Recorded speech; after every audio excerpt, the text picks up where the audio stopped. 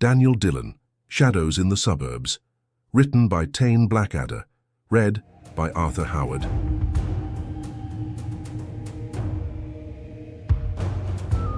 The rain that tapped gently against the fogged windows of Mel's griddle was no more than a soft drizzle, suburban rain, almost polite in its descent.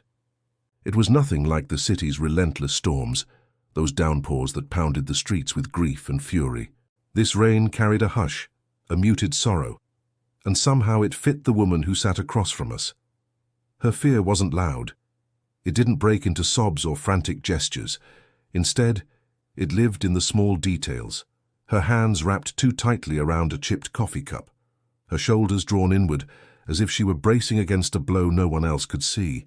That quiet dread was more chilling than hysteria because it spoke of something deep, something she had carried far too long.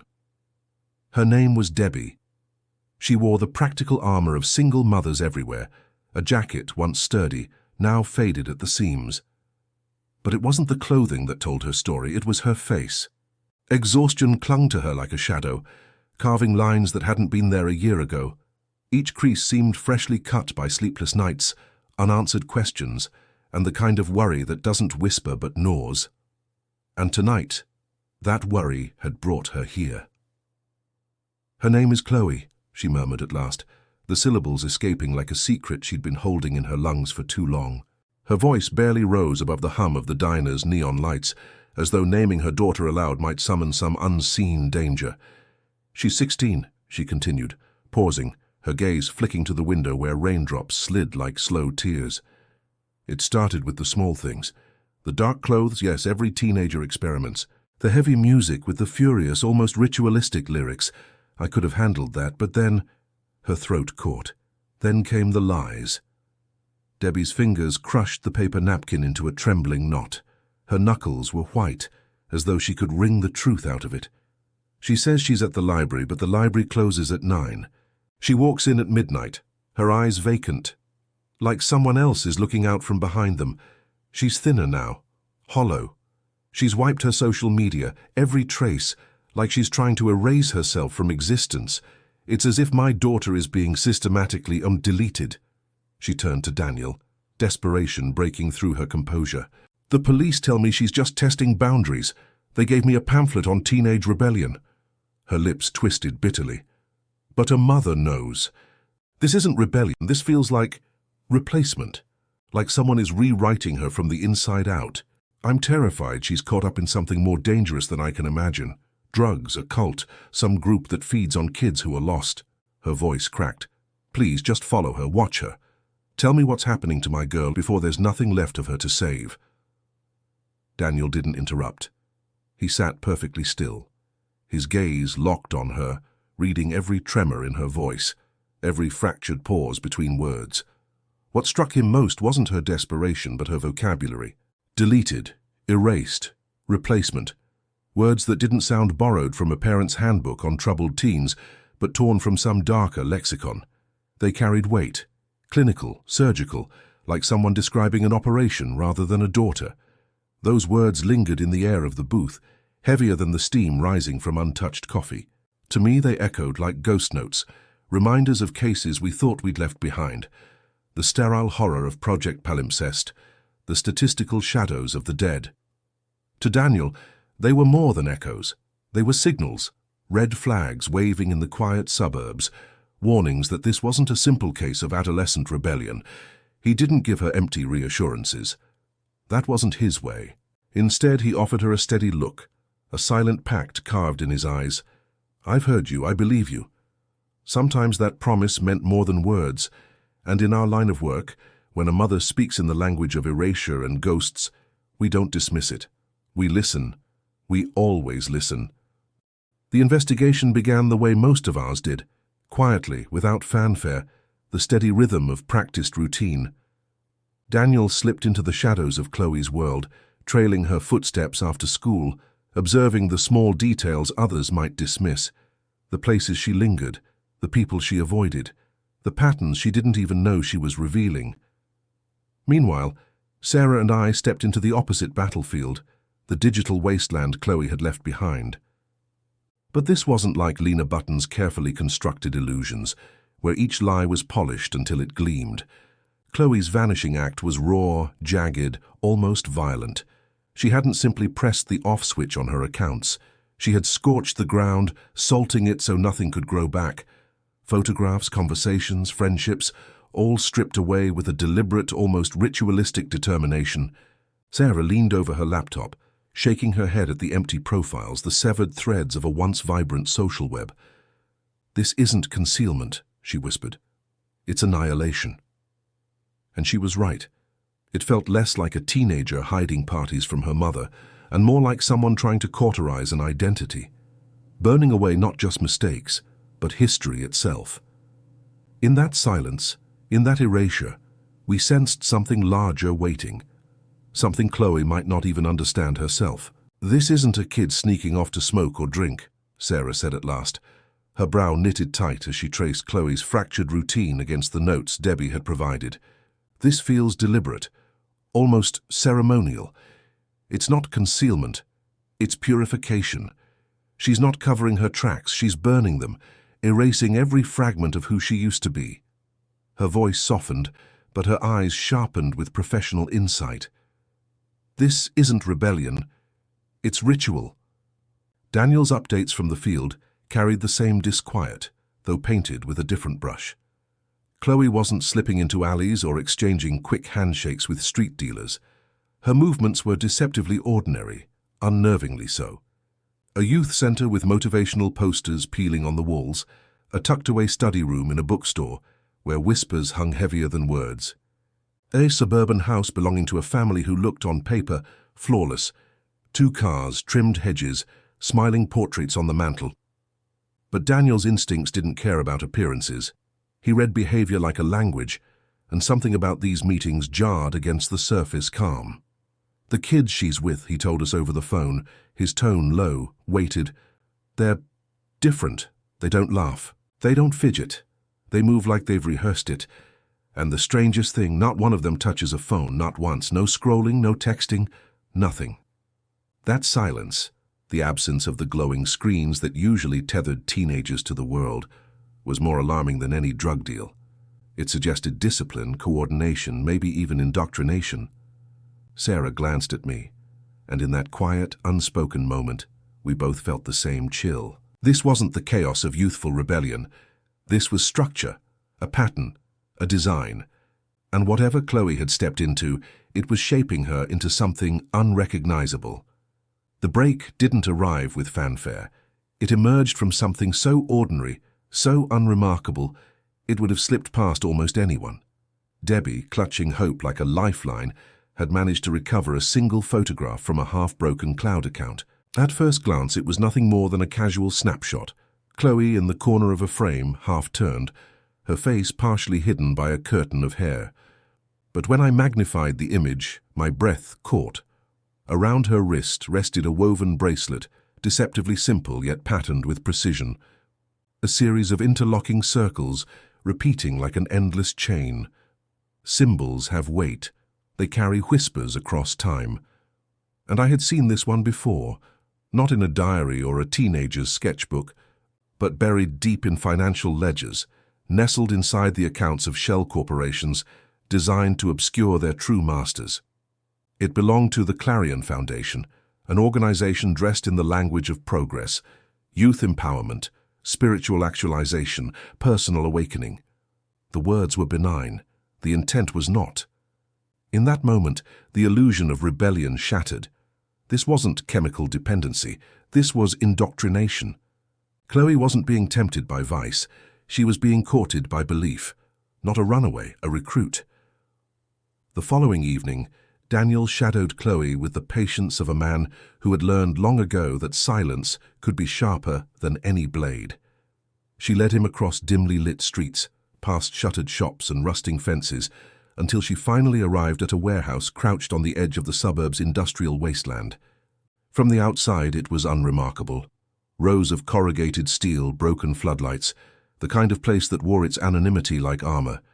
A sign claimed it was a storage facility, but the windows were blacked out, and not a single truck came or went. This time Daniel did not linger in the shadows. He moved with practiced precision, slipping through a side entrance that should have been locked. What he found inside, he later confessed, was nothing short of monstrous. When he returned to our booth, his expression told the story before his lips did. His skin had drained of color, his jaw set in stone, eyes carrying the weight of something that did not belong in the ordinary world. He spoke sparingly, haltingly, as though each word cut deeper into his throat. Debbie, who had already feared the worst, now gripped her glass so tightly her knuckles whitened. Her unease blossomed into terror, an unspoken dread that whatever Daniel had witnessed was far beyond the reach of law or reason. "It's not a cult," Daniel said at last, his voice low, the syllables dragging through the silence like stones across glass. "It's a training ground." He let the phrase hang, heavy and immovable, before forcing himself to continue. "They've built an entire mock-up of a city street inside that warehouse, lampposts, fake storefronts, even shattered glass scattered across the pavement to make it feel real. And in that twisted playground they're running drills. Not chants, Michael, not slogans, tactical maneuvers." He leaned forward, his hands tightening against the table as though he needed something solid to anchor himself. "They're teaching those kids how to move like soldiers, how to flow as a single body, how to breach a locked door in under 10 seconds, how to scatter and reform after a staged explosion. They're being conditioned, programmed, to believe chaos is a kind of art form."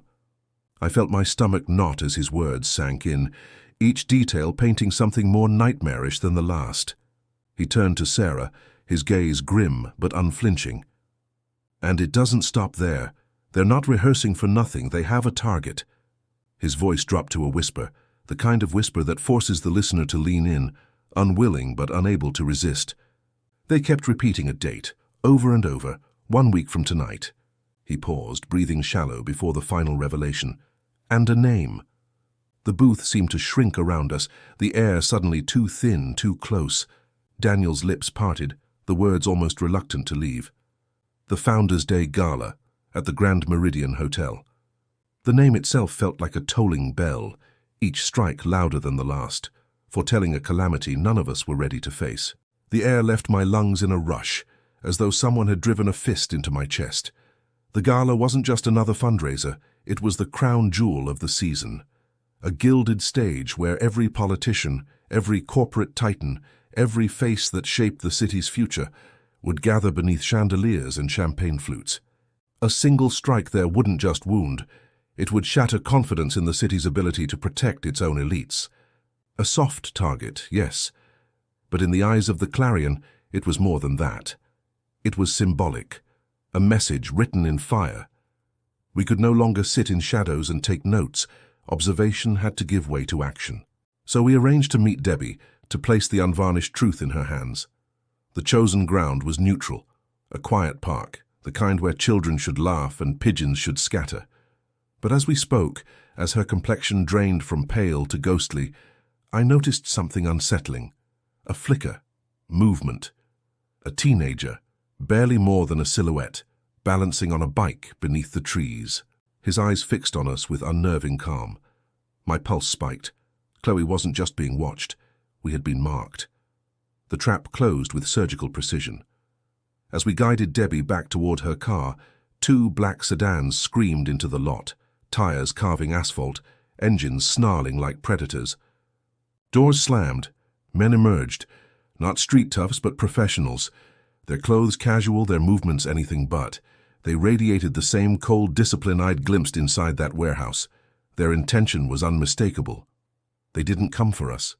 They came for her, Debbie, the mother who still had the power to expose them. And in that instant, the park became a battlefield. What happened next unfolded in a blur, a storm of precise, deliberate force. Daniel moved with a speed that seemed almost unnatural, every movement measured and decisive, as though he had rehearsed this moment countless times. Without hesitation, he shoved Debbie behind him, creating a shield of flesh and instinct. The first man closed in, but Daniel met him with a strike so sharp it echoed in the sudden hush of the park. It wasn't a clash of fists. It was execution, swift, clinical, merciless. The man crumpled before he could react. Sarah didn't freeze, didn't flinch. Her nurse's composure became a weapon.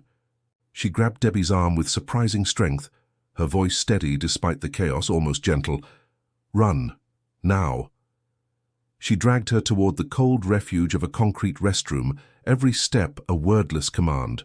Around us, the air was filled with the noise of doors slamming, footsteps pounding, and the metallic scent of adrenaline. For a heartbeat I stood rooted, spectator to a violence that was art and survival intertwined. Daniel didn't glance back. His entire being became a barrier, a warning. And in that moment, the truth was undeniable. We were not merely in danger. We were in war. I was useless in the fight, a helpless observer to Daniel's brutal ballet, each motion precise, fluid, and devastating. He moved like a shadow given form, turning violence into something almost choreographed, every strike measured to end a threat without waste. My own body stayed frozen, my mind reeling, until something primal, raw instinct, broke through my paralysis. One of the men peeled away from the fray, eyes fixed on Sarah and Debbie, his stride heavy and certain. Without thinking, I grabbed my laptop bag. It was hardly a weapon, just a bag filled with cables, notebooks, and a laptop. But it was weighty, and that was enough. I hurled it with all the force I could muster. It collided with the man's legs with a dull thud, sending him stumbling. That fraction of a second was all Daniel needed. He closed the distance in a heartbeat, his fist striking with devastating precision. A sickening crunch confirmed the end. When the dust settled, the silence was deafening. The air was thick, buzzing with adrenaline and disbelief. The remaining attackers melted back into the shadows, dragging their fallen with them. They had miscalculated. They had underestimated us, and they would never make that mistake again. In the aftermath, we gathered in the dim quiet of Debbie's living room, the air still heavy with adrenaline and the echo of violence. It was a strange sanctuary, this small suburban space, its walls lined with photographs of birthdays and holidays, images of normal life that now felt almost alien. Under that pressure, the dynamic between us shifted, becoming something unspoken but undeniable. Daniel sat slumped in an armchair, his shoulders rigid despite exhaustion. His knuckles were raw, skin torn, each injury a testament to the storm he had just walked through. Without a word, Sarah reached into her purse and produced a compact first aid kit, the nurse always prepared. She knelt before him with quiet efficiency, her fingers deft as they worked. Her touch was gentle, almost reverent, but her eyes told another story. They were sharp and unwavering, filled with something deeper than professionalism, something primal, fear, protective instinct, something unguarded. She looked up at him once, and for a fleeting moment the weight of her gaze was heavier than any wound. In that silence, with the rain tapping softly against the window, the three of us understood something essential. The bond we had forged in that fight was no longer temporary. It was an alliance carved in blood, necessity, and something far more human. He watched her with an intensity that was new, soft, almost hesitant. The first time I'd seen him let his guard slip since we'd met Sarah. The granite mask he wore so effortlessly had fractured, revealing something raw beneath. A man exhausted, battle-worn, and quietly vulnerable. The violence of the day had stripped away more than his armor. It had exposed a part of him he rarely allowed to be seen. Sarah's fingers moved with a careful grace, cleaning the wound, but when she finished, her hand stayed. Her touch lingered on his wrist for a heartbeat too long, an unspoken offering. He didn't withdraw. Instead, his own hand rose to cover hers, not with force, but with deliberate warmth. No words passed between them. None were needed. In that silence, the space between them shifted. It was charged, an electric acknowledgement of something deeper, something long denied. In the face of this encroaching darkness, with threats closing in from every angle, their connection became something more than companionship. It became a tether, an unspoken promise, an anchor in the storm. And for the first time, I sensed they were not facing what lay ahead alone. "They'll accelerate their timeline now," Daniel said, his voice low and hoarse, each word carrying the weight of a soldier delivering a grim order. "We have days, maybe hours." His eyes didn't meet ours. They stared past us, already calculating, already preparing for what was coming. The truth settled over us like a winter frost. The final confrontation was no longer optional. It was inevitable. And it was set for the night of the gala. That glittering event, filled with the city's power brokers, was not simply a gathering. It was a stage for chaos, and the moment they had been preparing for. Our plan was desperate, bordering on reckless. We would infiltrate the warehouse during their last gathering, cut through whatever veil of control they had woven, and extract Chloe by any means necessary. We would gather the proof we needed to collapse the whole operation before they could execute whatever they had planned. Debbie refused to stand aside. She insisted on coming with us, not out of bravado, but because she was her daughter's last tether to reality. Chloe might no longer hear the world, but she might still hear her mother, and if there was any hope left, it rested in that fragile thread. The warehouse was a cathedral of madness. The air inside was thick with something unnameable, part incense, part sweat, part fear. Hundreds of youths stood in perfect silent rows, their identical dark clothing giving them the look of soldiers bound to a single purpose. Not a sound escaped the hall except the slow cadence of footsteps on steel and the low, steady hum of unseen machinery. At the far end, a stage rose like an altar. Upon it stood a man known only as the Guide. His voice was calm, almost soothing, but there was an unsettling weight beneath his words. He spoke of purification, of a world corrupted by complacency. He spoke of sickness, of rot beneath the surface of civilization, and of a cleansing fire, pure, inevitable, glorious. He framed the gala not as a slaughter, but as a surgical strike, a necessary sacrifice, his voice weaving conviction like a spell. We moved along a narrow gantry high above the floor, each step muffled, our breaths measured. Below us stretched a sea of faces, blank, fervent, utterly devoid of doubt. The precision of their silence was terrifying. Then I saw her, Chloe near the front, her posture rigid, her eyes fixed on the Guide as though drinking his words. Her face was a mask of ecstatic devotion, a portrait of surrender. Debbie's breath caught. Her hand shot to her mouth, trembling. A mother's cry caught somewhere between fear and grief. Somewhere in the shadows the air seemed to shiver. We knew then that we had stepped into the heart of something far darker than we had imagined. What happened next erupted like lightning in a still night, chaos born in a single moment. One of the sentries, his eyes sharp as a blade, spotted us along the gantry. His shout cut through the trance-like hum of the crowd, sharp and urgent. That sound was enough to shatter the spell. The Guide's calm, measured voice snapped into something darker. He pointed at us with a deliberate, accusing motion. "The corruptors are here. The agents of the sickness. Seize them." His words rang out, not as an argument, but as a command carved in stone. For a heartbeat the crowd did nothing. Then, as if moved by a single thought, every head turned. Faces of worship twisted into masks of cold, absolute hatred. The silence broke into movement, not a riot, but a tide. A silent, mechanical tide. They began to climb, ascending toward us with a chilling synchrony, their steps soundless yet resolute. It was not desperation, it was inevitability. They moved as one organism, drawn forward by something beyond reason. Above us the air seemed to hum with menace. Somewhere deep inside the warehouse, something ancient and terrible had been awakened, and now it was coming for us. "Get to Chloe!" Daniel's voice cut through the chaos, sharp and uncompromising. He shoved Debbie and Sarah toward a descending ladder, the metal groaning beneath their weight. He turned without hesitation, planting himself at the edge of the gantry, a lone figure framed against the oncoming tide. His shoulders squared, every muscle coiled for battle. I pressed myself against the cold bulk of a control panel, my knuckles whitening as I gripped a heavy flashlight. It was not a weapon, but it was something, and in that moment it was all I had. What followed was a nightmare drawn in flesh and motion. This was no ordinary fight. We weren't facing human opponents. We were confronting a hive mind. There was no hesitation, no instinct for self-preservation, only an unrelenting advance. They did not stagger when struck. They did not cry out when injured. They moved as one entity, a silent, disciplined swarm driven by a single purpose. Daniel became a whirlwind of calculated violence, striking with brutal precision. But even his speed, his skill, was not enough. They surged forward, a dark, endless wave. And in that moment, The reality hit me. We might not make it out of this alive. Below me, the scene unfolded like a fractured dream.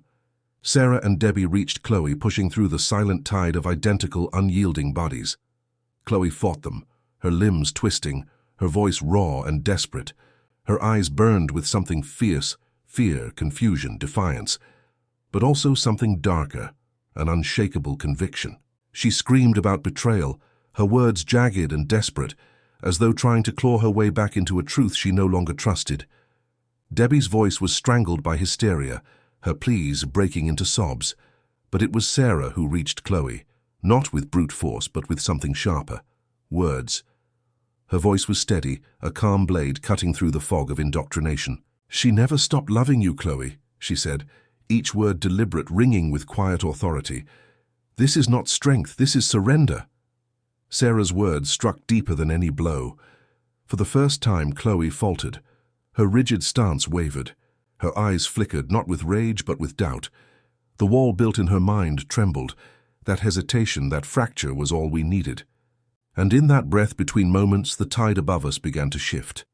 Above us, Daniel was fighting a losing battle. His form was a blur of motion, striking, blocking, shifting, but the numbers pressed in relentlessly. Then, without warning, he disappeared beneath a writhing mass of bodies.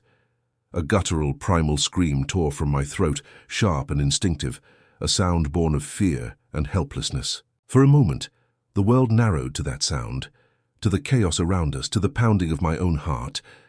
Then another sound cut through, piercing, undeniable, and full of hope. The glorious, blaring sirens of police cars. Their lights flooded the cavernous warehouse through high, grimy windows, splintering the darkness into streaks of red and blue. It was sudden, almost cinematic. The moment our desperate plea, the evidence I'd streamed from my phone, had been answered. The air shifted instantly. The spell shattered. The chanting fell into silence, broken by the pounding of boots and hurried footsteps. The children, once hypnotized, faceless, relentless, paused, leaderless, confused, confronted by the weight of reality. They broke. They scattered, a wave dissipating into nothingness, vanishing into the steel corridors. Somewhere deep in the chaos, Daniel gasped, surfacing from the pile. His hand reached for mine. In the chaotic aftermath, the warehouse was a ruin of noise and silence. Smoke curled in the air, carrying the acrid scent of sweat and fear. Scattered bodies lay still, while others moved in stunned confusion. Daniel was battered and bloodied. He leaned heavily against a cold concrete wall, breathing in ragged, deliberate bursts. His eyes, sharp even under the weight of exhaustion, searched the scene. His gaze landed on Sarah, her expression torn between relief and exhaustion, leading a trembling Chloe toward Debbie. The girl clung to her mother as though she had just resurfaced from drowning, her sobs raw and desperate. Debbie wrapped her arms around her daughter, her own tears falling freely, an unguarded release after the storm. The three of them stayed locked in that embrace, forming a fragile island of humanity in the heart of the chaos, a moment of pure connection in a world that had gone mad.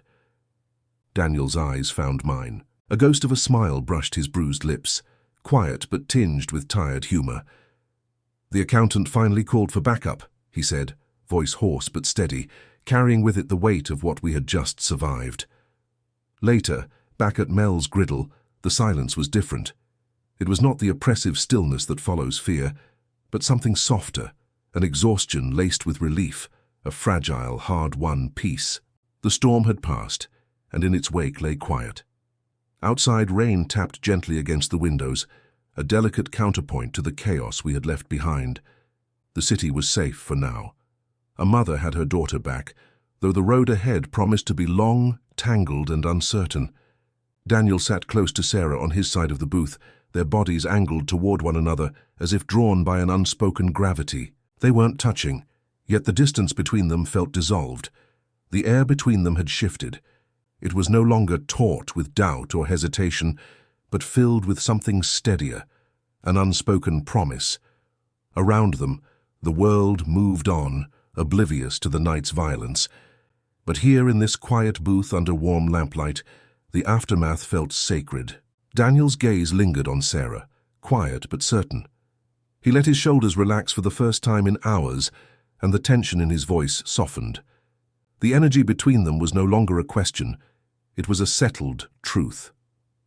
"You were incredible in there," he said to her, his voice low, roughened by the strain of the fight, yet carrying something softer. Admiration, relief, something almost tender. The words lingered in the air, a fragile acknowledgement of everything they had endured. "So were you," she replied quietly, her tone steady but warm. Her shoulder moved gently, resting against his in a gesture both intimate and unspoken. "I thought I'd lost you when you went down." There was no accusation in her voice, only the weight of truth and the quiet confession of fear. "You didn't," he said simply, and it was more than an answer, it was a vow. His gaze met hers, steady and unflinching. For the first time, he didn't look away. The fortress of his guarded silence had fallen. The storm that had raged inside him for years now rested, finding an anchor. The phone rang sharp and sudden, breaking the moment. We all turned toward it. The sound was no longer an omen, but a reminder, a signal that the world beyond this booth still moved, still called, still demanded vigilance. The shadows never truly vanished, not even in the brightest of suburbs. Daniel's hand reached for the receiver. It brushed Sarah's in passing, and for a heartbeat they lingered there, her fingers finding his in quiet solidarity. He gave her hand a brief, firm squeeze. No words passed, but the meaning was clear. The ghost was back in the world, and we, scarred, tested, bound, were its custodians, stronger than ever.